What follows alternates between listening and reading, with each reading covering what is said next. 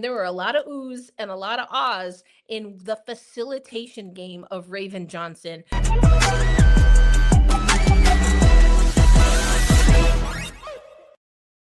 Welcome back to We Need to Talk Now, presented by AT&T. I'm Alicia J, and I'm here with my co-host, Erica L. Ayala. And she's coming at us from New York. She has a new background. And listen, you always have great new backgrounds. So I'm always like, where are you coming to us from today? That's right. Yes, we're going with the frosted glass behind me today. Not my design, but I brought the style and the pop of color with my jacket today. Yes, but you always seem to have great lighting wherever you go. So shout out to Yes. whatever light you have, whether it be natural or whatever you brought with you, because it's doing the dang thing. But we're also going to do the dang thing today, Erica. We are here with part 1 of our WNBA season preview, and it's going to be a good one because you have been on the scene with the New York Liberty. You were there for the Media Appreciation Day, which, by the way, looks incredibly fun. It was a lot of fun. Yeah. And for the second year in a row, I was able to eliminate General Manager Jonathan Kolb in the game of knockout that ended Media Appreciation Day. So we've got a little rivalry going now. I mean, it's a one-sided rivalry air quote, but now he's been made aware. So I got to be ready for the third annual. Okay, definitely stay ready so you don't have to get ready. But one thing that you were ready for are some questions that you actually asked Jonathan Kolb about, and he's the GM, obviously, of the New York Liberty. Well, maybe not obviously for those of you who don't know, but you asked Jonathan Kolb about something that has been on everyone's mind, and that is Natasha Cloud, and kind of mainly why they decided to move from Tosh Cloud. And here's a little bit of what he had to say when you asked. In terms of Tosh, if I can just address that separately from the super question, sure. I think that there's a lot out there right now that I'd just like to dispel. And I also want to be really intentional that I'm in no way, I would never dream of talking about Tosh without her being present to speak for herself. But when it comes to Tosh, she's a phenomenal teammate. She's awesome. She's an awesome human being. She's a phenomenal basketball player. She belongs in the WNBA. One of the best parts of my job is being able to have relationships with these players, build those relationships, curate those relationships. One of the ones that I'm most proud of is mine with Tosh. What she stands for is what I stand for. I believe in speaking up for the voiceless. There is no better embodiment of that than Natasha Cloud, and she puts her life on the line every single day almost with saying for what she believes in. So I just want to get those narratives out there. Also the fit, we were really fortunate and incredibly lucky to have Natasha Cloud on this team last year.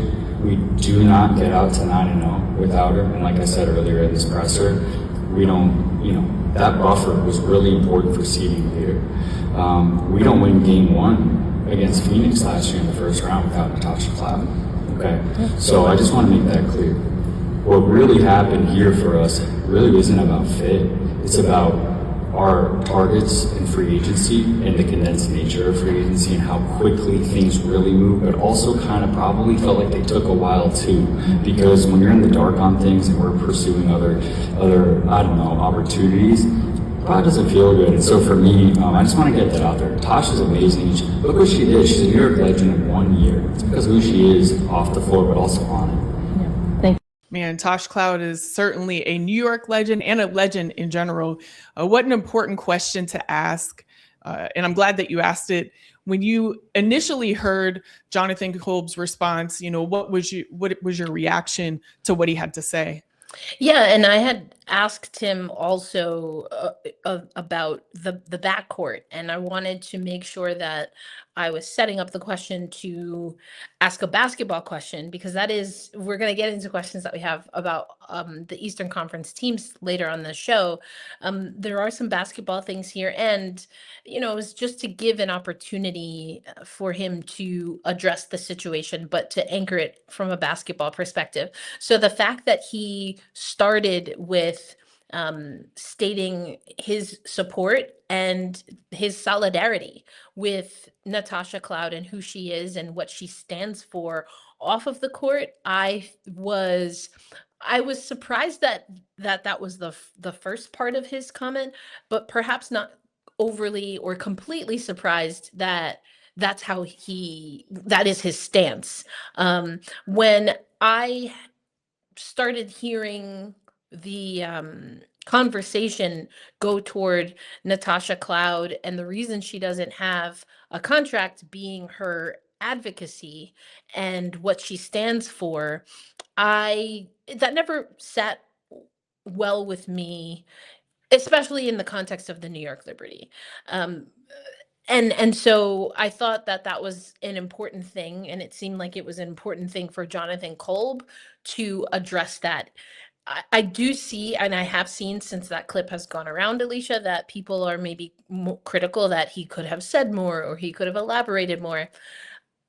The man said what he said, you know. I thought it was pretty straightforward, and I think, you know, he said, I don't want to speak for Tosh Cloud. He did speak about Tosh in relation to his values and then the New York Liberty. So I think that it's about as good of a statement that you could get, considering we hadn't heard anything, right?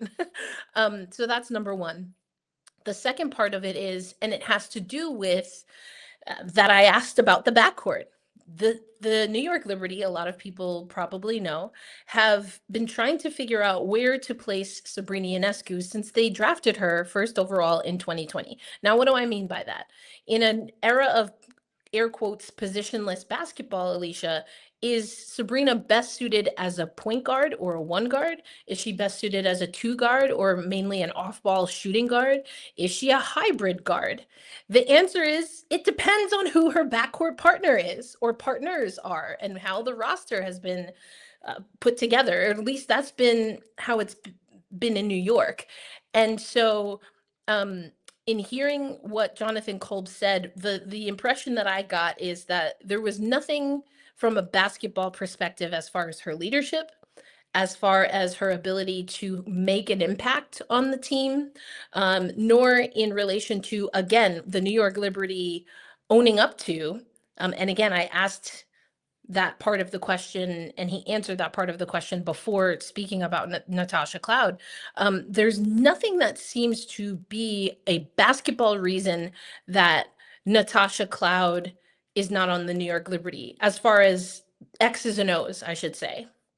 The business of basketball is the rub.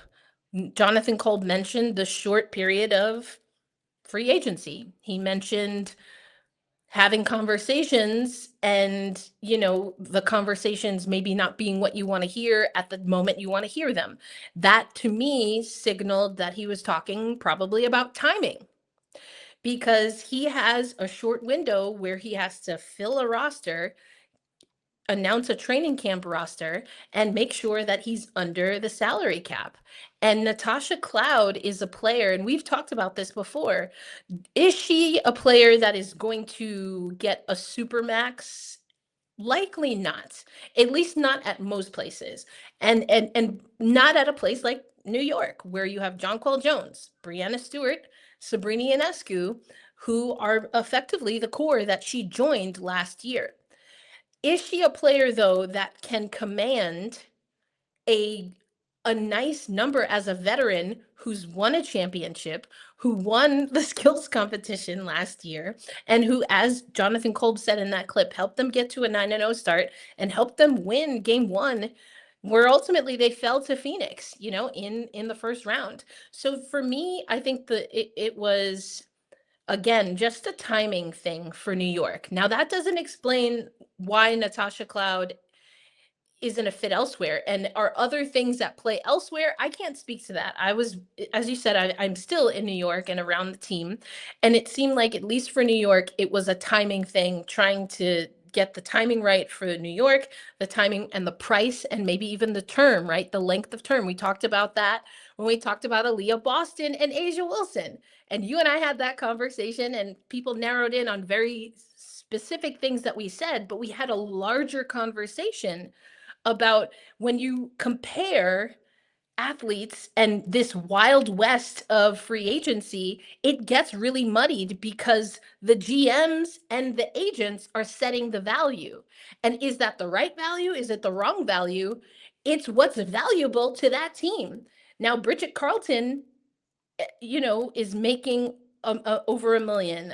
Marina Mabrey, Asia Wilson, Aaliyah Boston, all of these players. And then Kelsey Plum, is just under that number. What is the right value? It's very situational right now, Alicia. And unfortunately, I think from everything that I've heard, including from Jonathan Kolb, the situations, the compound effect of all of the things that have never happened before in the WNBA, the increased salary cap, the increased salaries for individuals, the short period of time for free agency, and the fact that we're hearing reports that Natasha Cloud changed agents at least once in this whole process.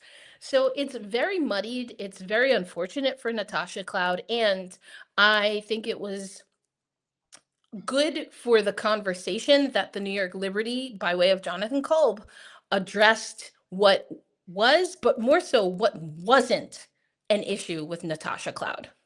Yeah. And kudos to you for asking the question, because it definitely needed to be asked. And Thank you. Whether people want to say, whatever they want to say about his response, like you said, his response was his response, and it was pertaining just to New York. Right. There is a broader conversation about the advocacy that I think we could have based on the fact that she's not with any team right now. Right. So that could be said. So I understand people's kind of misgivings around that, but not specifically around the Liberty. And so, with Tosh not being on the team right now, which I think it's crazy for me to think about. It's crazy for us to think about as W fans. But there were so many circumstances that led into this that just made it so incredibly hard. The timing you talked about, not really understanding what a player should be worth in the scope of what was happening and how fast it was happening. Right. You can tell your agent what you think you should get. And then on top of that, she changed agents. And so it's just a lot of things going on in this situation. And unfortunately, it is culminating into her not being on a team right now. So, we will definitely keep talking about this. Erica, I wanted to ask you, you talked about the other questions that you asked Jonathan Kolb. Is this in totality in somewhere? Like, is it on Black Rosie Media? Where can we find the entire interview? Yes, thank you. Yes, we do have it. We had an episode of our Gotta Get Up, a podcast for New York Liberty fans. That was a live stream yesterday, Monday. And we will have the full clip where you can hear Jonathan Kolb respond to what the vision is, because they don't have a true point guard, and more specifically, Natasha Cloud, but there are other options, including Satu Sabali, who has familiarity with Sabrina Ionescu specifically. So I think it's really interesting. And again, we'll talk about the New York Liberty a little bit, and I'll be able to talk about that. But yes, you can find those clips at Black Rosie Media on our social media handles, and you can listen to or watch Gotta Get Up, a podcast for New York Liberty fans. The only other thing, Alicia, before we move on, that I want to add is that we haven't heard much from Natasha Cloud, but after the clip made its rounds, after we were able to speak and I asked Jonathan Kolb the question, she did post saying, "I have yet to speak. That is intentional and my power. I just worked, no sulking, no whining, work." And basically saying that that's what she's going to continue to do. She says, "I know who I am," and that she knows her worth. And so again, like Jonathan Kolb, I don't want to speak for Natasha Cloud. I'll just leave with what Natasha Cloud says. And I think we can perhaps deduce that, again, there's at least part of this equation that is about the price and or the term of any offers, whether from New York or elsewhere, that isn't necessarily what Natasha Cloud feels is of the value of an 11-year veteran. Yeah, we'll definitely leave it there for this conversation. Just know that we will be talking about this as it keeps unfolding right here on We Need to Talk Now. So make sure that you subscribe, like, comment, do all of the things to be locked in with us so that you can be locked into all the episodes that we have coming your way right here on We Need to Talk Now. We're going to jump into this preview, Erica, but before we do that, we're going to take a little break and we'll be right back. When you need your sports news all the time, we've got breaking news to bring to you. CBS Sports HQ hits every highlight from all the sports that matter to you. We're bringing you that breaking news right here on HQ. CBS Sports HQ, streaming free 24/7. All right. Well, we talked about Natasha Cloud and all of the comments that Jonathan Kolb made from your amazing question. But now we have some questions for each of the Eastern Conference teams. We're going to be doing this in this part one right now, but just know that we also have a part two coming your way on Thursday at 1 p.m. Eastern. That's going to be live on CBS Sports Network. So make sure you put that down so you can watch that live. And of course, we'll put it up on YouTube as well after. But right now, we're going to answer one important question for each Eastern Conference team, starting with the team that we were just talking about, and that is the New York Liberty, Erica. Yes, the New York Liberty. And so, this is a team that won a championship in 2024 and was able to bring a lot of the pieces back and then adds a player like the aforementioned Natasha Cloud, a veteran that can, again, help with that backcourt, which, again, as someone who's been on the New York Liberty beat before and is now a national writer, I can tell you that this has been something since Sabrina Ionescu was drafted that this team was looking to do. And so the team goes 27-17. That's a little bit less or I should say fewer wins than this team was expected to win and to dominate, but there were also a lot of injuries. Jonquil Jones had, I believe it was 2 or 3 different times that she had to be away from the team with a lower body injury, ankle injury. Brianna Stewart was away for a while. Leonie Fiebig got hurt a few times. And so this was a banged up team. They end up going again 27-17. They did have a winning record, but they lose in the first round coming off of their 2024 championship. So definitely underperformed based on what was expected.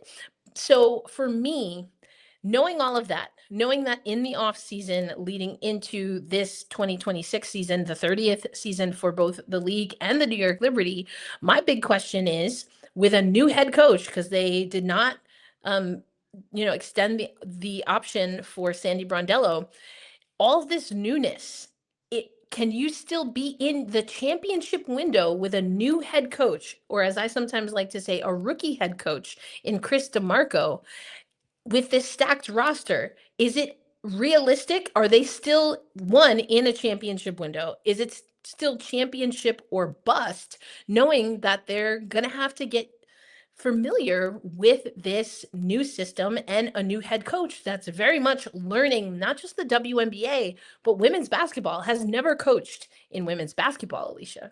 Well, yeah. See, that's the biggest thing for me is, number one, you part ways with a coach that literally when you part ways with her, they were still the reigning champs at that moment in time when they parted ways, still, because the championship hadn't happened in this last year yet. So technically, you're parting with a coach that brought you a championship and you were still reigning, right? And then you hire a coach that has an extensive background with the NBA, right, in men's basketball, but has not coached women at all. And so do you have the roster? Absolutely. Do you have the roster? Absolutely. But do you have the coaching staff, and in particular, the head coach that is going to, I guess, bring these players along in the way that they should to get a championship when you've never coached women before? I don't know. That is something that I have a huge question mark about, because you literally have nothing for me to speak of in the women's space. Yeah. And what's interesting is we were putting together this show, and as it turns out, Brianna Stewart was asked effectively 2 parts of what we just discussed. One is, this is a stacked roster and new head coach. What are the realistic expectations? And then what are you seeing from your head coach that has no women's basketball experience? Now, what Stewie said regarding the condensed season or off season short training camp with a lot of pieces like Maureen Johannes just arrived today. Leonie Fiebig will not be with the team until later because of overseas responsibilities. And she talked about that it's balance. And it is players like herself, Brianna Stewart, Jonquel Jones, and Sabrina Ionescu who have to be the leaders on the court. And several times today, Stewie said, Sab and I, as in Sabrina and I, are going to have the ball on our hands and we are going to be running traffic. So that's really interesting. Again, given what I've asked Jonathan Kolb about the backcourt and then, of course, Natasha Cloud. But it seems like the answer early on anyway is to have Brianna Stewart be a point forward. The other part that she answered is that Chris has a tremendous coaching background. And no, he does not know the WNBA. He's definitely learning, but he has taken it upon himself to be as equipped and well prepared for what's to come, is what Brianna Stewart said today. He's open for learning. And I think that even in the preseason game, he has our backs. And then she goes and talks about him getting a technical foul as an example of, she's like, who gets issued a tech in a preseason game? And they were already losing by then. Again, the score really doesn't matter much in the preseason game, but the fact that he was still advocating for his players, Stewart thinks is an example of how he is committed to being what this team needs. And I think it's going to be interesting. I still have a lot of questions. I still think this is the question, and this is what the New York Liberty have to prove, not the talent, but the cohesion. And we saw that Sandy Brondello it took a season, really two, because they didn't make the playoffs, as I recall, in her first season. And then in her second season, they lose to Las Vegas, right? That was a huge learning curve, even for an experienced head coach, but a new roster. And so now we're on the other side, Alicia. So it's going to be really interesting to see how things fare. But another team, Alicia, that had a premature exit comparative to their expectations in 2025 was Atlanta. So let's review this dream team, if you will, Alicia. Yeah, so exactly. That's exactly what they are. So they had a record of 30-14 on the season, a .682 winning percentage. They were actually first in the Eastern Conference. So it was we saw it all season long last year. Like they came with like a relatively new squad, a new coach, and they did the dang thing last year. But then when they got into the playoffs, they had what a lot of people thought was an early exit, I would say, based on their season for sure. And they lost to Indiana in the first round of the playoffs. And even before the playoffs, they went on a 5-0 run to end the regular season. So everything was looking amazing for the Atlanta Dream last season. And unfortunately, they just couldn't get past that first round. Now, the big question about this would be, with the addition of Angel Reese, does it guarantee that they make it out of the first round? And I think obviously adding Angel, how does it not, right? It does nothing but to help the case of exiting the first round. She adds elite rebounding, post presence, obviously. Second chance opportunities are huge here too with Angel, something that they definitely needed coming out of last season for sure. You get consistent double doubles from Angel, without a doubt. And also you get this chemistry. You see the team right now, the way that they are together. I'm not even talking about on the court, but just together in the locker room. You have Angel saying that it really is a dream to play, and I'm paraphrasing, with the Atlanta Dream. Everything in that area looks amazing. But the real reason, or not the real, but the core, and I'm saying that for a reason of why I think they will make it out of the first round, is because they do have that core stability. You have Alicia Gray coming back, Ryan Howard, Brianna Jones, Naz Hillman, Canada. You have that core, and then you add Angel. So you have the core of the team that was there last season and had all this success with the new coach. And then you also add Angel. To me, that is why, you would guarantee that they would make it out of the first round. Not necessarily just Angel, but the fact that you have both of those coming together, I see that happening for sure. Yeah, and I think just to compound on everything that you said, what you also have is a group, including their head coach, that they have, as Courtney Vandersloot sometimes says, that hurt heart space of perhaps underperforming. And maybe you don't want to use the term underperforming. I can understand that. But I do think that there were higher expectations. Maybe is a little bit of a pivot of how to say it. There were higher expectations than just getting to the playoffs for that Atlanta Dream team. You look at the talent, all of the names that you ran down, you add Angel Reese. Now, what we can say about Angel Reese is that the individual effort is there. We have not seen her play on a team that's been a contender because she's only ever been on the Chicago Sky. So this will be an opportunity for her to see how she can keep that continuity in the efforts going toward a team that should be playoff bound, right? I don't have a lot of questions if this Atlanta Dream team will make the playoffs. It's just a matter of, right, how far they will go. And again, I go back to what I said about the Sandy Brondello era of the New York Liberty. It took even Sandy a while, and she's a veteran coach. You had Carl Semesco, who I believe, right, was the coach of the year, or was definitely a candidate. Well, I He believe was a candidate. he was my vote. That's probably why I Yeah. said that, because I was like, I ain't forget. I know what I said, but but and I think for good reason, because of his ability and the coaching staff's ability to, even though it was his first season, to empower the players to play some of their best basketball in the regular season. Now it's hitting that next step. And that's what I see for this Atlanta Dream team for sure. Well, Erica, we're going to watch the Atlanta Dream, and we're also going to watch the next team that we need to talk about because, man, there's a lot of points of conversation about this team always, and that is the Indiana Fever. We've seen some great play from the rookie Raven Johnson, some amazing play, I might add. Let me just put a little bit more on that. When I said, oh, girl, you better come out. Let's do this. Listen, I was at that game, girl. Period. Well, I was not, and I was sitting here watching it like, okay, girl, come on, love now. it. But you also have things like a historic contract for Aaliyah Boston, Yes, the return of Caitlin Clark off of, some injury that she had at the end of the season. And I mean, that's just naming a few. But when we take a look at the last season, I got some questions. There's one big question coming up that I want to ask, but can you give us just a little rundown of what Indiana was looking like last year? Yeah, this was a team that they made so many changes to the organization to get them to be that perennial playoff team again, or a consistent playoff team, right? We saw the coaching change. They bring back Stephanie White.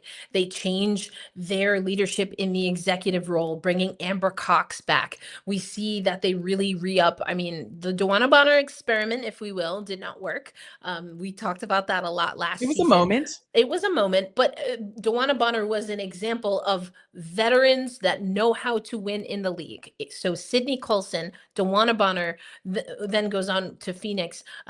You had Natasha Howard, you had Sophie Cunningham, Lexi Hull, and then, I mean, come on. Yes, Aaliyah Boston you mentioned, but Kelsey Mitchell, let's not forget. I know Caitlin Clark is right there. And I believe the future will be Caitlin Clark, the very near future. But I'll tell you without a question or a shadow of a doubt in my mind, the here and now is Kelsey Mitchell. And we saw that with this team. 24-20. They just narrowly have a win, a winning season with a 5.45 win percentage. It's their second year with a winning record. The first time since the 2015-2016 seasons where they had back-to-back consecutive winning seasons. 6th overall in the standings. And they made their first postseason appearance since that 2016 run, or I should say, again, that they made their first consecutive since 2015-16. But another thing was riddled with injury. Oh my goodness. Man, from start to finish of that season, yeah. Ari McDonald, Sid Colson goes down, Sophie Cunningham goes down, and Caitlin Clark in and out of the lineup, and then eventually they shut her down just before the playoffs. But they get it done with players like Odyssey Sims stepping up in a big way. They forced a Game 5 with a very limited injury-laden roster, and if not for, and we've talked about this on the show before, Kelsey Mitchell's body literally shutting down with exhaustion, they might have pulled off the upset don't want to say of the century. That seems a little ridiculous. And it could be a contender. Right. It'd be in the mix. We knew they were building up to that, but to see it happen and to see it happen despite the injuries was phenomenal. So will Caitlin Clark perform better off the ball with Mitchell and rookie Raven Johnson at the point guard position, or will she have the ball in her hands? And we heard a little bit we've been hearing maybe differing thoughts when it comes to this, even from Caitlin Clark herself, who seems to really still want to be on the ball. And again, Indiana was just here in New York. I do think there's an awareness and an understanding that Kelsey Mitchell and Raven Johnson are going to get some time together. And just based off of what I saw in New York, listen, there's no cheering in the press box, but we all will ooh and ah at good plays, regardless of where they're coming from. And there were a lot of oohs and a lot of ahs in the facilitation game of Raven Johnson. She is built similarly to a Kelsey Mitchell in that she's quick. She can get downhill fast. She can make really great passes and facilitate for her teammates on the offensive side. And she has that defensive energy as well. And so now you have this kind of staggered backcourt with Caitlin Clark, who's a true shooter, but also can rebound and facilitate. Some facilitation, honestly, is probably her underrated aspect, right? And then you have Kelsey Mitchell, who has already proven she can go through brick walls. But now it's almost the opposite problem of what I talked about with New York, right? You have almost too many options, but that's a good thing. It's just a matter of how are you going to get Aaliyah Boston more involved? That's going to be critical this season for me. I do think Caitlin Clark is still a really good option to be working with Aaliyah Boston in the pick and roll. And so we'll see how Raven and Kelsey Mitchell can operate when they're working with each other, of course, with Boston, and what those rotations look like. But Stephanie White is an elite coach right now in the WNBA. And she has, I don't even want to say problems. It's almost like giving a master sculptor just an empty canvas. And I can't wait to see what she's going to do with that. And yes, of course, the Caitlin Clark is the big question for me. Is she a little more off the ball? So you get her elite level shooting, quick release, can shoot from anywhere. We know the logo shot. Or do you lean into her facilitation game and then you let Kelsey Mitchell cook? I don't know. Either way, watch out for the Indiana Fever this season. Well, and to me, that is the answer either way. Like they have both ways to do it. I'm just saying when you have the options right there and you know that you have people who can execute either of them, that's the blank canvas you're talking about. You can make it what you want to make it. And so, I love it. And yeah, I love it too. And I also want to give a shout out to Raven again. I know we talked about her in the intro of this, but man, as a rookie, I don't care what team you're on. Yeah, I don't care what team you're on. It is so hard to come in and just look that good off the bat, right? Confident. Ooh, having fun, sis. She was having fun. All of that. And that's exactly what we want to see, right? As people who watch the W, but also it's great to see her doing that, especially, when she was named, or I should say selected by the Fever. There was a lot of conversation around it on many levels, but also like, would she fit in with what they're doing at Indiana? And you see the answer is yes. So, emphatically. Emphatically, yes. Well, I mean, if we get to see some more games like that and some more play from Raven, I'm here for it. 100%. We'll be looking at, obviously, Indiana along with all these other teams as well. We have some more on the Eastern Conference to talk about, but first, let's take another break and we'll be back right after this. You need a hug? You need a fist? Crutch, crutch, crutch. Crutch, crutch. Crutch, you need anything. I do have one question. We didn't mean right now.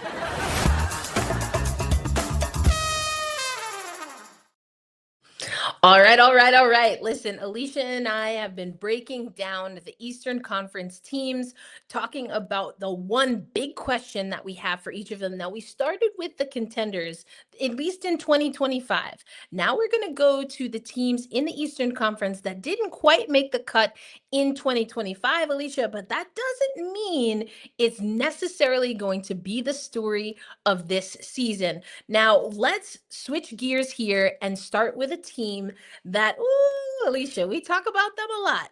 And we don't always talk about them nice, but this is the Chicago Sky. Let's run down what they did last season. Again, we know they did miss the postseason, but what did things look like? And what is the one big question for Chi-Town?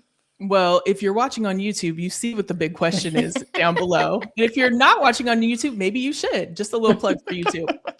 But first, let's look at the 2025 season for the Sky. They were 10-34. A 222 or a .222 winning percentage, I should say, under Tyler Marsh. It was his first year after Teaspoon was let go the year before. They parted ways with her, and she was 13-27. That's an important thing to note. They placed 6th in the Eastern Conference and did not make the playoffs. Struggled offensively, averaging 75.8 points. I mean, it wasn't the best season for the Sky, for sure. There was a lot of movement, though, a lot of movement in that roster. They traded Angel Reese and added J.C. Sheldon, Elizabeth Williams, Azarae Stevens, Skylar Diggins-Smith, which was a huge one that we didn't necessarily see coming. And then Rakia Jackson. Oh, Dejanay Carrington as well. I mean, when you look at this, on top of that, they drafted Gabriela Jaquez, which was an amazing pick, especially at that time, to get her and what she's done this season. Obviously, a champ in the NCAA. Mm-hmm. So what the big question is, when you look at what they did last season, their roster movement, and how successful it really is on paper. A lot of people did not see that coming for this guy. But if the roster on paper is successful, does that absolve the other issues surrounding the franchise? So if that's the big question, we have to look at like what is going on with the franchise, which is a lot. Okay. So get ready for this. There are alleged really deep, long-standing issues with the front office. We've heard a lot of players over the years talk about this, so much so and for so long that some of these players are now in the Hall of Fame already. So that means that they have been talking about what is happening with the Sky for a really long time. We've heard about the conditions that happen in the locker room. They practiced at a recreation center and shared locker rooms with the public, which was something that was staggering. We've heard many players account that. And, you know, there's issues right now with the practice facility. And I should say alleged, because we've heard this on many levels and seen it in articles, but that doesn't mean it's necessarily true. So we do have to say alleged. But, you know, I think it's called Skytown is their new practice facility. And it's under question for the budget and the footprint that it's had. A lot of people in the area are concerned about that, especially because there were some dollars allocated and they're just wondering like where those dollars came from, who they came from, all of those kind of things. So again, alleged on many levels, but the minority owners have also filed a lawsuit against the majority owner. Then there were some comments from Courtney Vandersloot that pointed to her having a heavy hand in the process of this team building. She used, you know, a little like we a lot. That was something that I had an issue with when it came to her statements and her still being a player and not. And I understand that players do that. I get it. I mean, Caitlin Clark did it on Saturday, right, multiple times, and in reference to Monique Billings. Okay, and do I think that it's right in Caitlin's case? Maybe not. That's a further conversation that we can have, because for me, if you are actually playing on the team and acting like a GM, I don't know how I feel about that personally. Yeah, I think that's where we're kind of at, though. Like, player-to-player recruiting is big right now. Player-to-player recruiting is big, but it's one thing for you to, for example, be it unrivaled and say, hey, like, you want to come over to this team, you know, whatever. We talked about that being a place where everyone's together. And so there's probably some conversations going on there. That's one thing. But it's another thing to say that you have a hand in all the decisions. And she said that. And that's my opinion. You can disagree with that. But it is something that has happened. She also talked about Angel Reese in some of the comments that she made. And in that same conversation, Courtney Vandersloot said that she hadn't talked to Angel Reese about it. And I'm like, well, if you're not talking to the person who made the comments and she was on your team, I don't know. I just didn't, what she said did not sit well with me personally. If I was on her team, I wouldn't have liked it. Yeah, I mean, listen, Angel Reese talked about her first. So Courtney Vandersloot was likely asked about the comments and if she talked to Angel. Angel, she's not teammates with Angel anymore, and Angel made the comments in regard to Courtney Vandersloot first. So I think you have every right to respond to something that was said about you. Those things, the whole Vandersloot thing is the furthest thing from the issues of this organization, including lawsuits that have been reported. That ownership people from the ownership group are filing lawsuits. Like, leave Vandersloot alone. That is I think it's a part of the conversation when it comes to everything that is happening around the organization. It was a point of conversation on social and in the media and everything for days. So it is a thing that needs to be included in this conversation when we're talking about issues surrounding the franchise. It was a thing. So it needs to be included in this. Sometimes that social media cycle, though, there were also some egregious things happening. Tosh Cloud, as an example, the 2 back-to-back #1 picks in Dallas, as another example. I hear what you're saying. It is definitely a part of the storyline. It's not on the same level as some of those other things. I didn't say it was. I didn't say that you said it was. I'm saying that these are things that are a part of the Chicago sky, and then there are things that are a part of why this is an organization that does not do business well and has benefited from an influx of money. And that's how they're able to build a roster that on paper looks like it can win. And if the big question is, does that absolve them? The answer for me is no.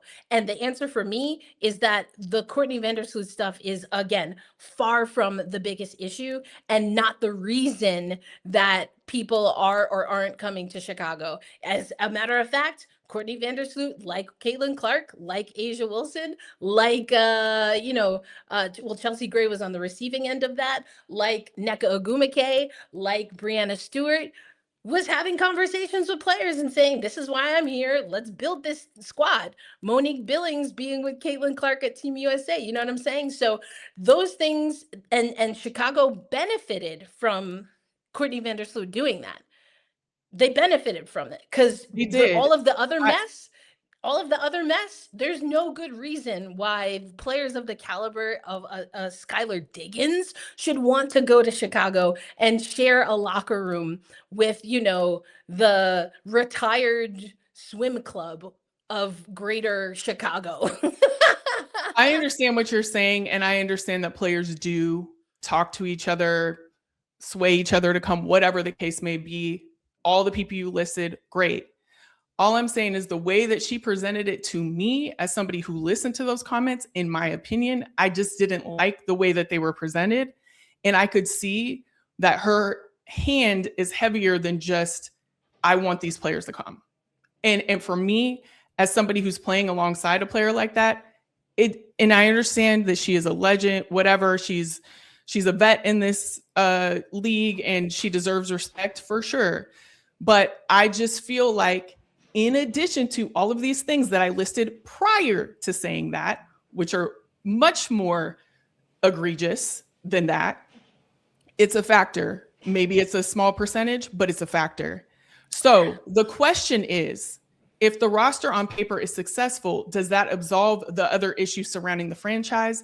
My answer to that, as I was setting up, would be no, it does not absolve them any of the other issues in the franchise. They need to get it together in that front office. Period. 100%. Front 100%. office, ownership, everything, because it obviously has not changed for years. And just because you have a good roster on paper, and I very much think that they could win and have a great season as well, in addition to. it does not absolve you from what's going on behind the scenes, what has happened to players in the past, and what could still potentially happen because you haven't taken care of what you need to take care of. Period. And that's it. So yeah, I want it to be better for the players because number one, all players on every team deserve better, right? But especially on the Sky team and what they have, how they have kind of done things throughout the years. It's like you've built this great team and I want you to win, but you're not doing the things behind the scenes to be able to do that on all levels because you need to win on and off the court as well. So we'll see what happens. We're definitely going to have some more conversations about the Sky. That's for sure, as we will with every other team. But I want to talk about a team that is in their final season, Erica. Connecticut is going to be relocating to Houston, so this is their final season. The Sun, final season in Connecticut, rather. The Sun is definitely a team where we see that the vibes are high. I mean, all of these clips that we're seeing, the vibes are certainly high. But let's take a look at last year and what we think with this main question. Does the team make a mark in the final season in Connecticut? What you think they could do there this year? This is what the Connecticut Sun are calling their sunset season, and they have a lot to prove if they want to go out, at least in this portion of their history and in the location of Uncasville. They're going to have a lot to work on to really make this a season that's unforgettable in a good way. Because last year, under new head coach Rashid, they went 11-33. They missed the playoffs for the first time since 2016. That phrase I used earlier, a perennial playoff team, that was the Connecticut Sun. Also, there's a term called always a bridesmaid, never a bride. And that probably would also fit the Connecticut Sun. I know all about that. Sorry. They lost in the second round in 2017 and 18, but then they went to the finals in 2019 where they lost to Elena Delle Donne, Natasha Cloud, and the Washington Mystics in the finals. They lost in the semifinals in 2020 and 2021. They lose in the finals in 2022. And then they miss out on the finals in 2023 and 2024. This is a team that really had some success before Rashid. It was Stephanie White there, but they also lost a lot of their critical pieces. No Alyssa Thomas last season, no Dewana Bonner, no Bree Jones, no Dejanay Carrington. And Kurt Miller also moved on. He was with the LA Sparks and then went to a front office role with Dallas specifically for last season. So if this team is going to make a splash, they really need to get back to their winning ways. And I do think that Coach Rashid, it was a really brutal start for the Connecticut Sun. And then you started to see things come into play. Layla Lacan was a really great player to watch last year. Anissa Morrow, unfortunately, has dealt with some injuries, but hoping that she'll be healthy. Sanaya Rivers was phenomenal last year. Olivia Nelson-Adota and Aaliyah Edwards, who was traded to Connecticut. I think I'm looking for them to have big seasons. Shea Petty comes on this team, and then you have Charlize Ledger-Walker and Gianna Neepkins, the UCLA Bruins, now coming to Uncasville alongside Reagan Beers, who we've talked about, at least in their training camp. So there's a lot of promise here. Not to mention, you mentioned social media. They have not only the very tall, but the very limber Brittany Griner there, who has said that one of the things that is a goal of hers is to beat the blocks record that was set by the late great Margot Dudek, who actually played in Connecticut. So I think that there is a lot of history that this team is going to celebrate, and hopefully they'll play with that freedom, with that nimbleness that we saw in the locker room from Griner and other people. BG, big old BG leading the way. I think that there's going to be a lot of joy I think that this is a team that knows that Connecticut is a very special market. And I do think there's a sentiment overall that they probably deserve better than what is happening and the way it went down. So I do think that there's a lot of promise. I'm not guaranteeing that this means they make even the postseason, but I do think they can do better than 11 wins. I think they'll be competitive, a la perhaps what we really got to see from another young team.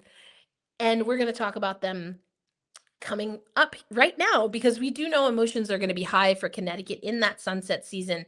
But again, if social media is any indication, the vibes are very, very high as they break it down low. But another team that has a lot of fun and is so lovable in what they're able to do on and off the court is Washington. Let's talk about the Mystics.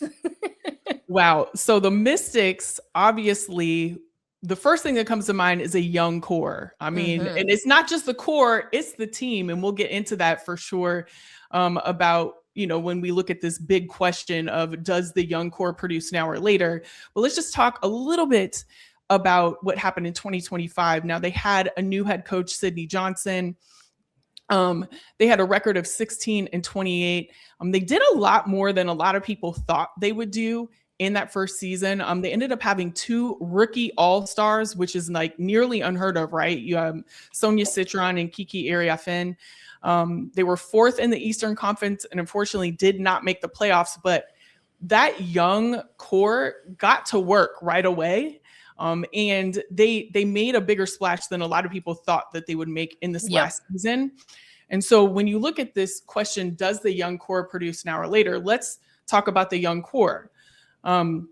There's 10 of 16 players on the current roster are rookies. That's a lot. That's a lot. Okay.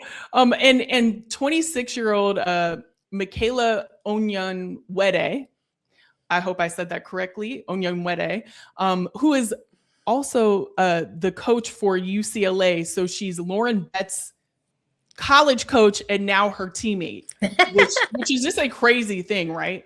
And then you also have 25-year-old Shakira Austin. They are the ones who have the WNBA experience on the team. And that is just wild to say at 26 and 25-year-old, they're the ones with the experience. But the actual team average is 0.81 years of WNBA experience per player. So, and you have to also remember Georgia Amore, who was also a rookie on the team last year, ended up getting injured. She's coming back as well. So this will technically be, I guess, like her first full season, given injury and all of that. So this is definitely a young core. The chemistry is there. We've been seeing everything on social with them, which has been amazing to see too. It almost kind of reminds me, to be honest, and not just because they're young, but of like a college team that we've seen, just with kind of everything that they're really excited about, everything they're doing. They hit all these trends on social media too, which is really cute to watch. But I think that they're going to be great now, but I think the true greatness is going to come later. And so I think it's a little bit of both. We're going to see some success on this team and even more than we saw last year. But I think that they're truly, truly, truly building for the future where we're going to see like year after year of greatness from this Washington team. The coach actually said, we're not starting from scratch. We've already made some great gains and we want to just be in a much better position at the end of the season with these players. And that speaks to what I'm saying too, like being in a better position at the end so that they can keep building.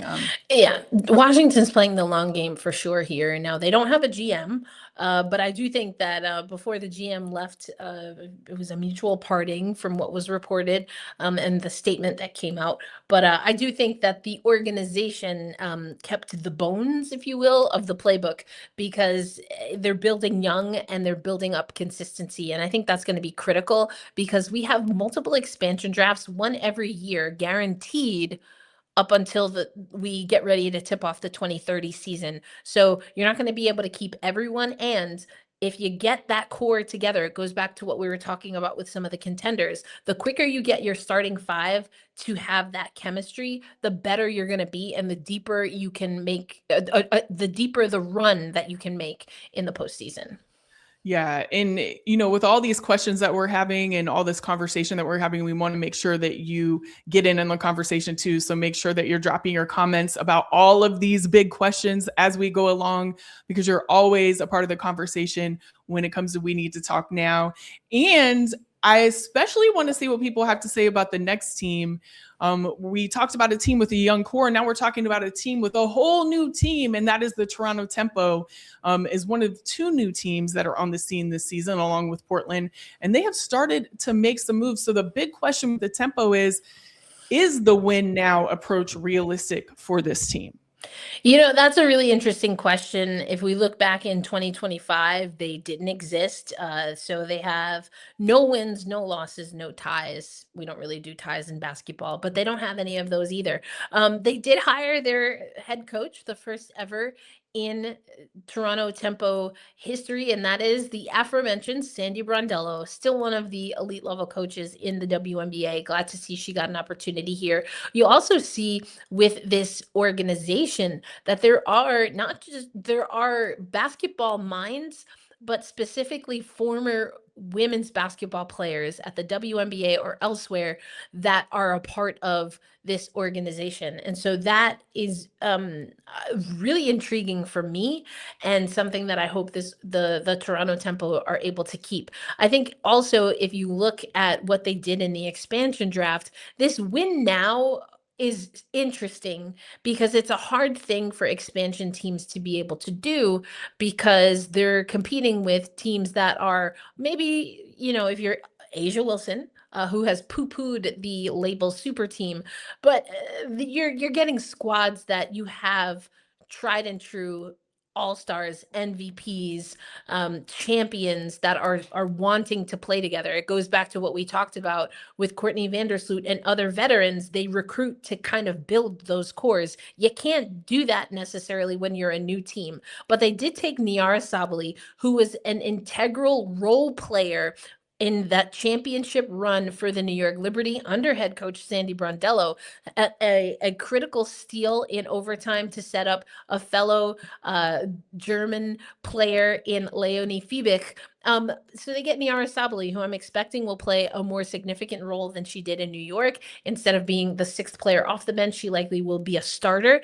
And then you have Marina Mabry. That's a lot of sandpaper. A little bit, you know how they have like different types of sandpaper. You have like the fine sandpaper that is really just to get in on the details. That's Niara Sabally.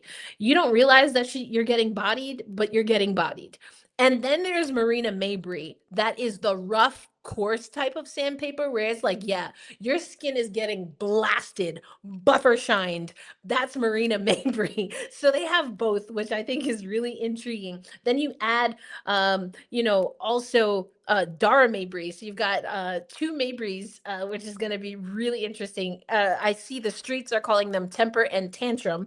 And then you add, Brittany Sykes, Izzy Harrison, who also has played under Sandy Brondello and was a key role. I think she'll have a significant role now that there are not a lot of bigs ahead of her on this roster. I think she probably could have gotten more minutes in New York.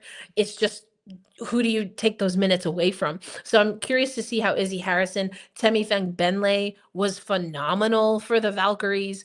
And then you have Kia Nurse, who's coming home, the Hamilton native, coming to Toronto in Canada. She's helped build youth programs specifically for girls in the greater Toronto area, or the GTA as it's known, aka the 6. So she's coming back to Canada. And speaking of, there are 10 different countries represented on this roster.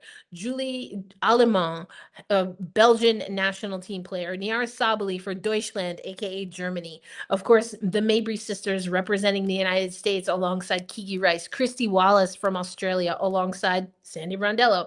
And then you have, of course, Kia Nurse from Canada, Temi Fang-Benlay from the UK. I mean, this is a team that if it is win now, the way they're going to do it is showing how expansive the international game is. And the fact that the first team outside of the United States is making this statement and is really hitting the trend in stride of seeing international talent on display in the WNBA in a year where we heard from Marine Johannes in New York today, where it's going to be enticing now to have international players, not just because they need those reps to then make national teams, but because now they can get paid. They can negotiate good contracts.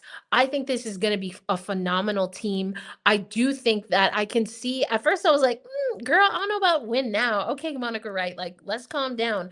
I don't know about win now, but now that I see the full roster and kind of where they're going, including with a young guard and their first ever draft pick in Kiki Rice, this is going to be an intriguing team to watch. Now, expansion teams don't always have that chemistry right off the bat. Things that work in paper or in somebody's spreadsheet in the front office, they don't always translate to the court. So that's where having a player coach, a coach that is always player first, that believes in culture and will take all the stray bullets if it is in service to making sure that her core has time together. That's Sandy Brondello. So I think that it's going to be really interesting to see, but she's got some hard workers on this team. Like I said, she's got the fine sandpaper, as in the small, fine particle sandpaper, like a Niara Sabali, maybe even a Temi Benlay, and even Kia Nurse to an extent, Kiki Rice.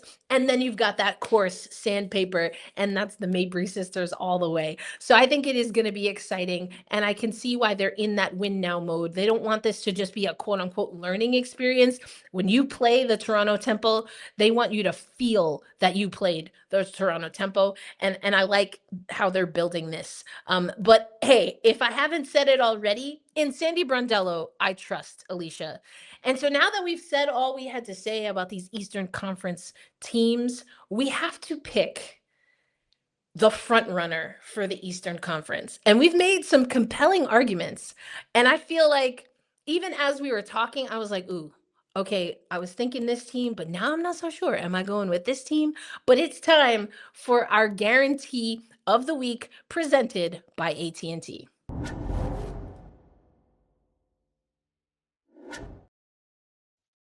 What team are you guaranteeing to lead the Eastern Conference, and why? Well, I will have to say that it's very unfair to do it this early because we are looking at rosters that are on paper, a little bit of preseason play, things of that nature. So it is really, these are the way too early guarantees. How about that? That we're going to be picking. However, who I would pick, especially after, like you said, the analysis that we just did on the big questions, I would have to go with the Atlanta Dream. Now, the Atlanta Dream had a successful season last year. Unfortunately, they did have an early exit from the playoffs. Yeah, for sure. A lot of people had them going way further, including myself. And they come back with that solid core and some amazing other players to add to the core that they already had, Angel Reese being one of them. So when I look at that, when I look at what they did last season, when I look at the chemistry that they have, the players that are coming back and what they've added, I just really see them being front runners of this Eastern Conference, the leaders in this conference. Now, are there teams that are going to be right on their heels? Absolutely, because this conference is stacked on many levels. But I see the Dream as being the front runners. How about you, Erica? I can see it. I can see the Dream. I also believe two things. One is that when you have status coming into and the momentum from last season, I think you earn the benefit of the doubt.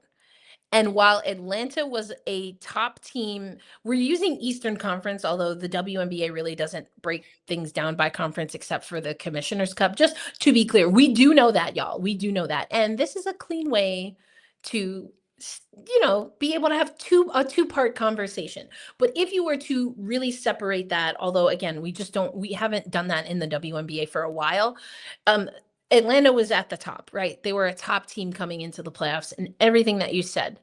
But the team that put on for the Eastern Conference and almost took down the eventual champions was only one team from all of the ones that we talked about today.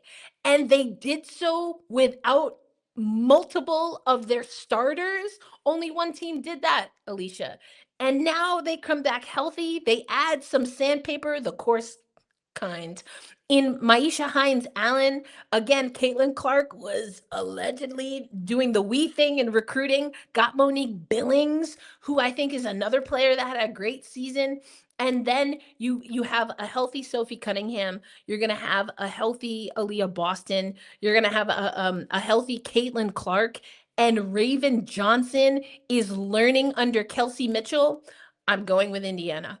And yes, and the other thing I believe is the eye test. And I did get to see them play in Barclays Center. I liked what I saw. I'm going with the Indiana Fever. Right. Honestly, not a bad choice. Like I could easily make a case for the Indiana Fever as well. Well, we made a case for a lot of different things in this episode. And remember that we are going to be talking about what we put in the Western Conference of the WNBA, that we will be talking about that coming up on CBS Sports Network for sure. So make sure that you're tuned in for that. That's going to be Thursday at 1 p.m. Eastern live on CBS Sports Network. But until then, this has been another great episode, I must say, giving us our props on We Need to Talk Now, presented by AT&T.